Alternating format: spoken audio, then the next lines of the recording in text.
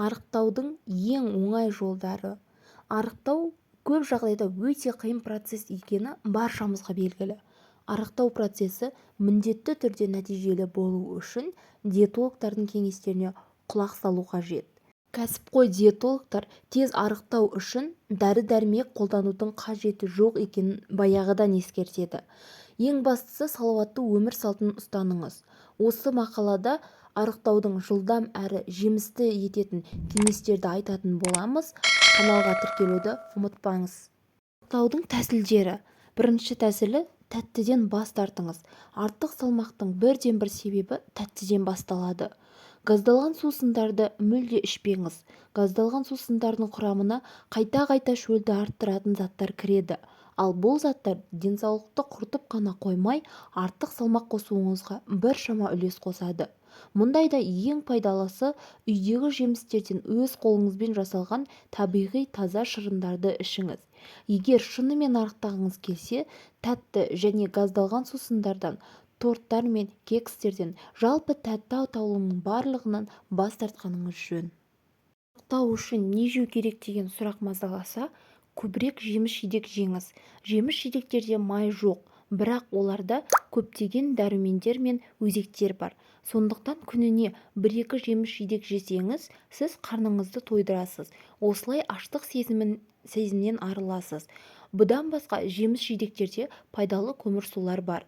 Олар арықтауға еш кедергі келтірмейді. Керісінше, олар заттектердің алмасуына өте жақсы көмектеседі.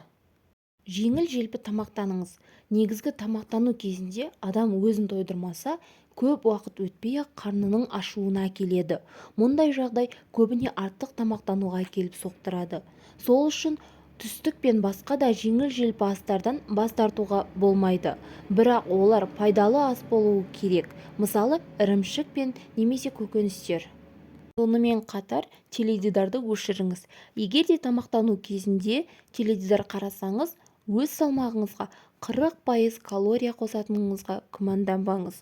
Француз диетологтарының айтуы бойынша, бұдан басқа газет оқу, монитордың алдында отыру, тамақты көп ішуге бірден-бір әсерін тигізеді. Спортпен шұғылданыңыз. Аптасына кем дегенде 3 рет спортпен айналысуыңыз қажет. Күнделікті 5 минуттық жаттығуларда тез арықтауға өте жақсы әсерін тигізеді. Кеудені жерден көтеру, жүрелеп отыру, тағы басқа. Бұлардың барлығы заттектердің тез алмасуына ықпал етеді.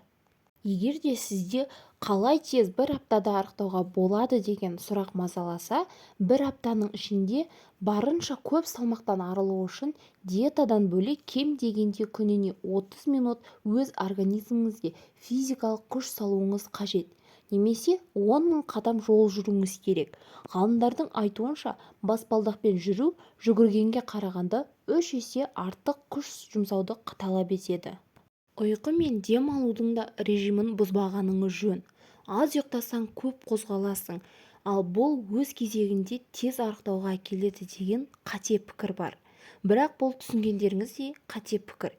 Егер де тәулігіне 8-9 сағаттан аз уақыт ұйықтасаңыз, организміңіз тез шаршап, сіз тез қозғала алмайсыз.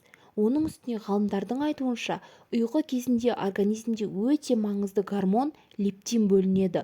Бұл гормон миға барлығы жақсы деген сигнал жібереді.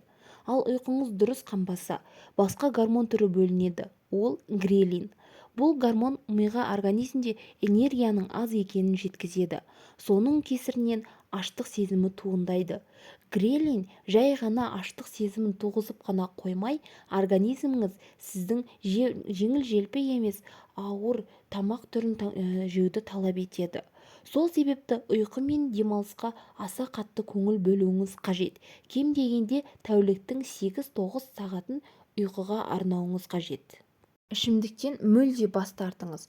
Ішімдіктің денсаулыққа қаншалықты зиян екені айтпаса да түсінікті. Диетаға келгенде бүкіл спирттік ішімдіктер денсаулыққа 2 есе зиян әсерін тигізеді.